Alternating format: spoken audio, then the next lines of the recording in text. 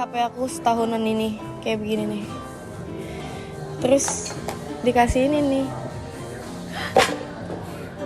2. Kukira sabun, ternyata Ponsel miliknya sudah retak-retak.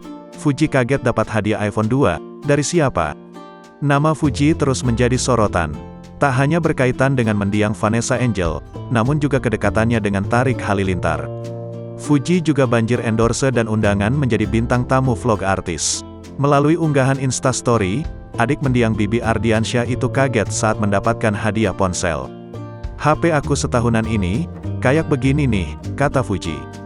Dirinya menunjukkan iPhone miliknya yang sudah retak-retak.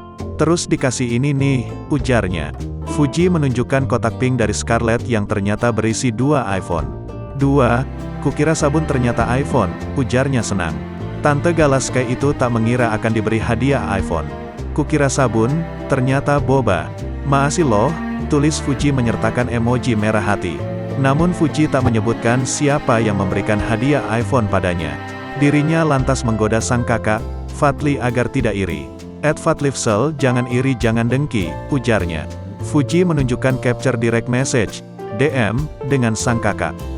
Gue dapat gak? Tanya Fadly. Kagak hahaha, balas Fuji.